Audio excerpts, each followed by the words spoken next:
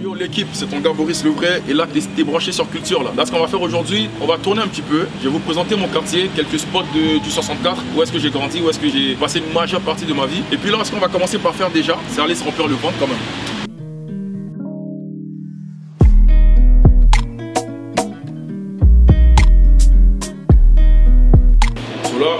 Putain de resto sénégalais, je sais même plus si les Sénégalais ou les Guinéens, je sais plus trop.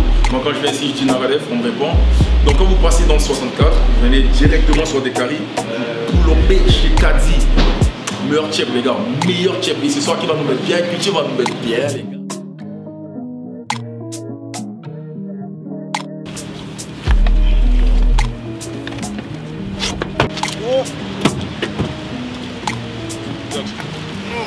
Les gars, faut du jack là. Faut du miel. Les gars, partout. En vrai, ça c'est juste là. Où tu te mets là, tu mets tes 4x4, je cours, je vais faire ça tac tac. Je vais te parquer, c'est trop long.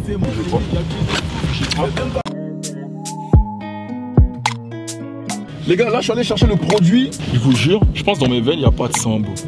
Il n'y a que du miel, les gars. Là, on s'approche d'un des parcs où j'ai maltraité des gens au basket. En passant là, les rappeurs de Montréal, je vous dis en même temps, celui qui est chaud, je lance un défi aux rappeurs de Montréal. Les rappeurs de Montréal, celui qui est chaud, il rentre dans mon DM. Rentrez pas dans mes DM que pour des feats, les gars. Venez, on fait des games de basket. Bro. Là, les gars, où est-ce qu'on est en ce moment? On est au parc Cousineau. C'est le parc juste à côté, dans le parc principal dans lequel j'ai grandi. On venait ici se taper des petits baskets, on venait en courir, on venait attraper des petites meufs ici un petit peu. Donc là j'ai décidé de ramener Culture ici pour qu'on puisse manger, changer un petit plat, discuter de plein de choses. Donc les gars, Parc Cousineau, vous venez dans le 64, c'est un endroit à visiter. Parc Cousineau, bye bye, restez connectés.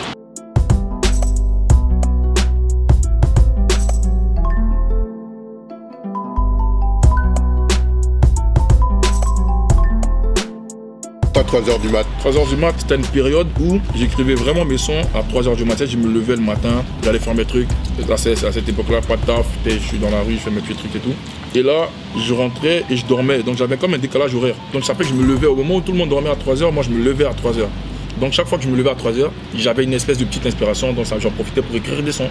Et je les débitais en disant chaque fois au début, il est toujours 3h du mat, il est toujours 3h du mat. Donc c'est un gimmick bête un peu qui est resté. J'ai commencé à le mettre dans mes sons par réflexe et qui est finalement resté genre une espèce de marque de commerce. Et puis voilà, on a gardé ça comme ça. Tout le monde trouvait ça lourd, donc j'ai gardé ça comme ça. Mais comment moi j'ai connu Boris?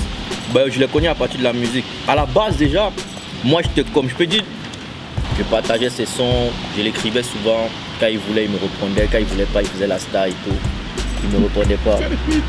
Ouais, c'est ça.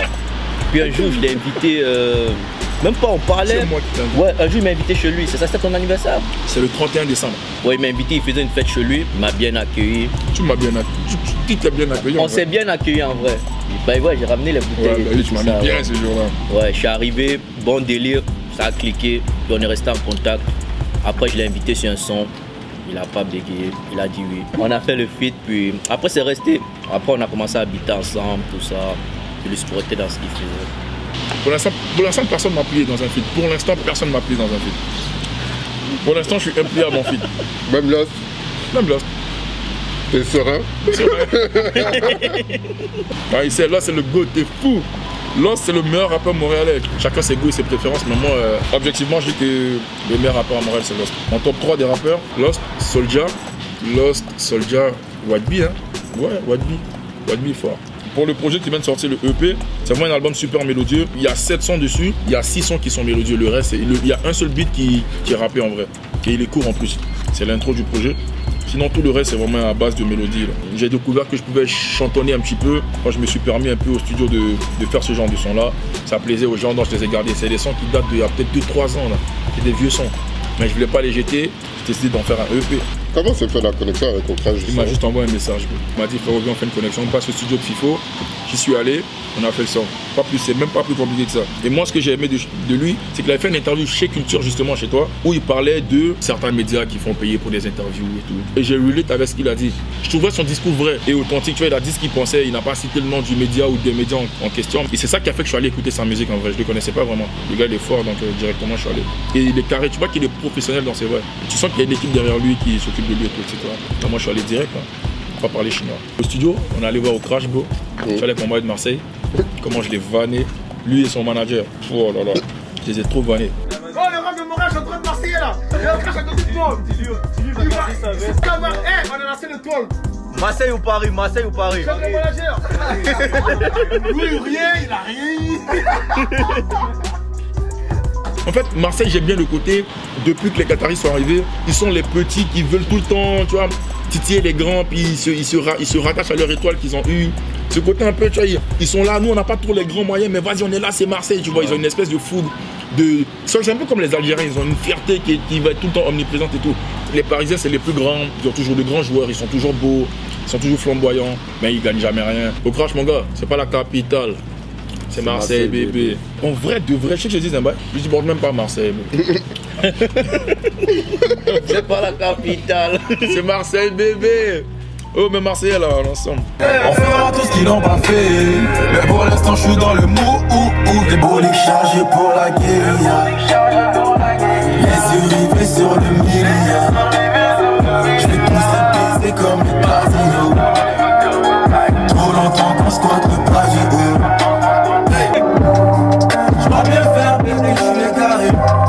J'ai vraiment du mal à savoir où je m'en vais. Je passe mon temps à vouloir courir Paris. Faudrait qu'intérieurement je la trouve la paix. Et je me demande pourquoi je fais du mal pour des sous. Le son roule, le dernier clip que j'ai envoyé. Moi je suis conscient que c'est même pas un des meilleurs sons de drill. C'est même pas un des sons c'est pas un des meilleurs sons de drill qui a été fait à Montréal. Là. Il y a le son de Loussa. Pop smoke dans cette pute, pop smoke dans la zone. Roule un autre bip bump, oui ça brille, j'aime ça stun. Gang, une violation sera l'album. C'est trop sale son truc drill. Mais en même temps, ce que moi je voulais faire, c'est que je ne vais pas faire un drill bête et méchant juste pour faire de la drill, tu vois. Parce que je pense que même la drill en soi, il y a une manière de prendre la prod. Comme je pense que c'est un vrai exercice, tu vois. Ceux qui font bien de la drill, ils connaissent bien leur truc, tu vois. Ça se voit qu'ils le font déjà même avant même que le mouvement il pète ou il explose là. Les gars le faisaient déjà avant. Donc tous ceux qui veulent suivre la vague, ils font juste poser sur un beat drill, ils font les drillers. Moi je pense pas que ça soit ça. Donc même moi qui ai fait le dernier son et que c'est un beat un peu drill, j'ai comme voulu casser le truc un peu. C'est ça que j'ai trouvé une instru qui est plus ou moins ouverte un peu. Faire un refrain catchy qui va C'est pas nous les méchants de la série, on est juste des produits de l'environnement. À force de faire des gens qui te sont chers, forcément tu tombes dans la violence. Maman n'a toujours pas son Fendi, hey, le bonheur m'esquive, ça devient pesant. Maman n'a toujours pas son Fendi, hey, le bonheur m'esquive, ça devient pesant.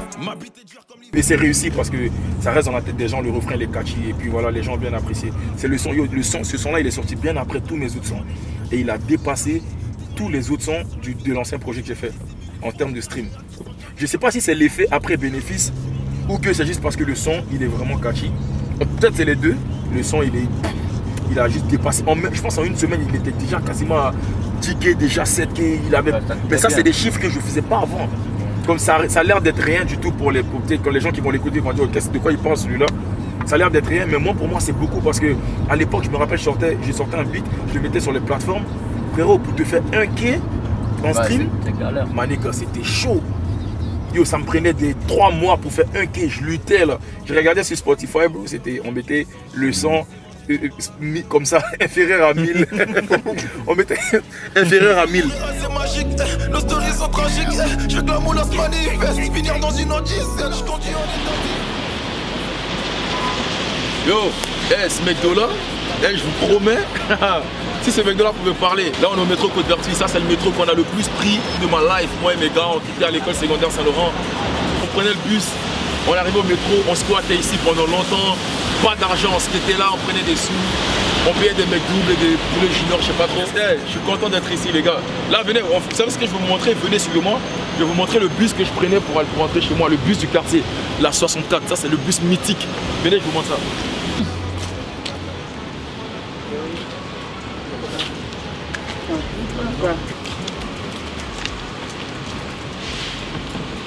C'est la base, ça c'est la base. Yo Gaza, viens dire à moi la caméra là, viens dire comment le bus est mythique. Dis-leur que ça c'est le bus mythique du quartier. Ça c'est le hood ça, c'est le hood, vous allez voir le hood. C'est le hood. Allez vas-y, passe mon ref. 64 gangs on t'a dit.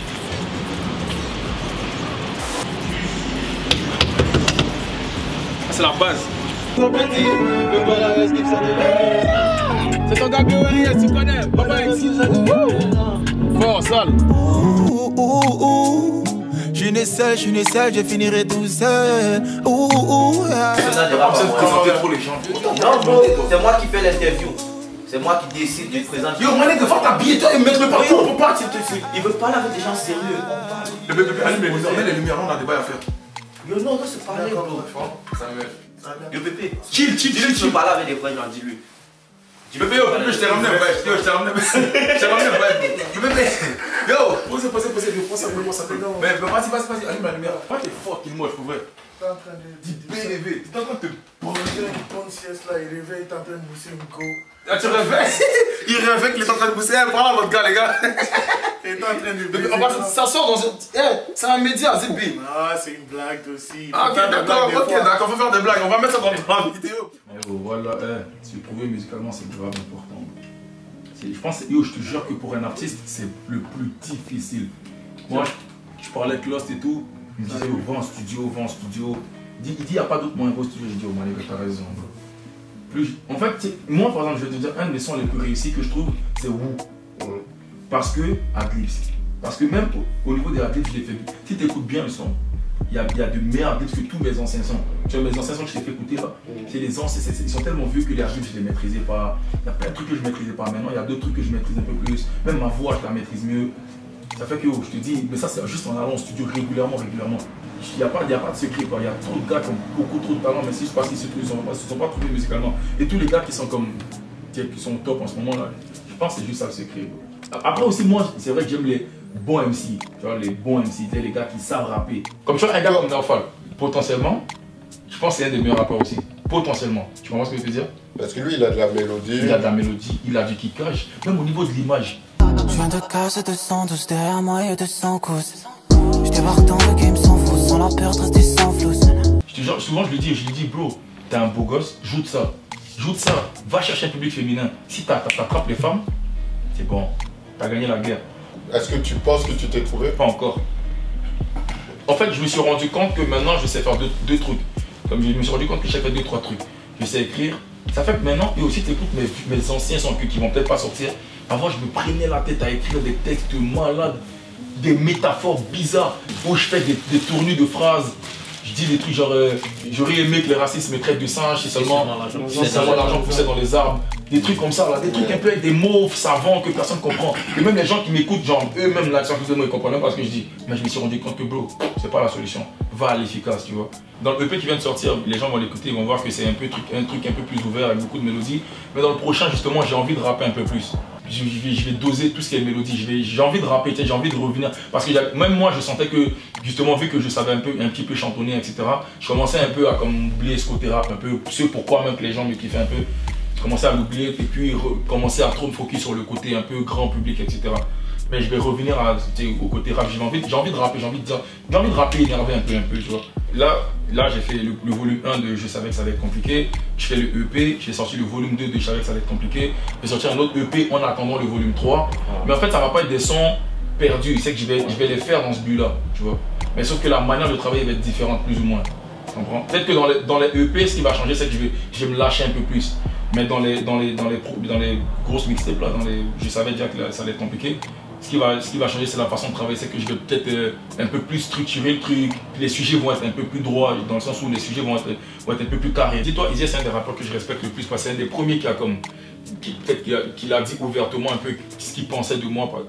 En fait, Eazy, là, pour l'avoir vu quelquefois, c'est un gars qui est real, tu le sais, même dans son discours, dans tout ce qu'il fait, il est vrai. Il ne va pas se casser, il ne va pas tourner autour du pot. Moi, je le dis, frérot, viens, on fait un son, il n'a pas parlé chinois, il a dit, viens, on le fait. Il n'est pas là dans les si, ça. Pour ceux qui connaissent Eazy, ils le savent eux-mêmes que Eazy, il n'est pas là pour tourner autour du pot. Là. Donc le son avec lui n'est pas encore fait, mais c'est en bon train.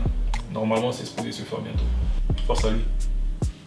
2021, la stratégie, c'est d'être omniprésent, c'est d'être un peu partout. C'est faire des collaborations avec plein de rappeurs. C'est de défendre mon projet tout au long de l'année, d'être sur le projet des autres. Garder de la constance. 2021, je veux que chaque 2 mois, on voit ma tête. Je veux que chaque 2 mois, on voit mon nom. Boris Le Vrai, il est là. Boris Le Vrai, il est pas là. Il est là, il est là, il est là. C'est ça, un peu partout. Comme ça, les gens m'oublient pas. Et c'est ça. Puis après, on reprend. En passant, les gars, écoutez, c'est les Dion. C'est la boîte. Voilà, écoutez Céline Dion. C'est Céline Dion. Écoutez Céline Dion. Il abuse avec Céline Dion. Écoutez Céline Casse Dion. les couilles, bro. Céline Dion. Ouais, bro, Yo, casse en passant, Céline Dion, c'est un classique. J'écoute, mais toi, t'abuses avec ça. Frérot, Céline Dion, c'est la base. Céline, si t'as mon message, dis-moi, bro. Tu vas faire un feat avec Céline Dion? Oui, frère. Céline, je lui fais un feat plus qu'elle veut. Je fais même des enfants, sérieux. T'es bête ou quoi? Céline Dion. Non, j'ai pas bien. Voilà, parle bien. J'ai pas besoin de Maman n'a toujours pas son Fendi. Oh putain de merde, c'est pas nous les méchants de la série. On est juste des produits de l'environnement. Avant de faire des gens qui débarquent, forcément tu tombes dans la vidéo. Maman n'a toujours pas son Fendi. Les gars, ma bite est dure comme l'hiver au Canada. Tu veux sucer, faut pas que tu mettes dedans. Tu veux ton feed, mon frère, tu vas à parce que tu rentres dans les temps. Je savais déjà que la vie allait être compliquée. On attendra, je savais déjà que la vie allait être compliquée, volume 2. Octobre. Il est déjà disponible au moment où l'interview sort. Le EP est déjà disponible sur toutes les plateformes de téléchargement légal. Spotify, Deezer, tout le tralala, j'en passe. Allez écouter la musique, bisous.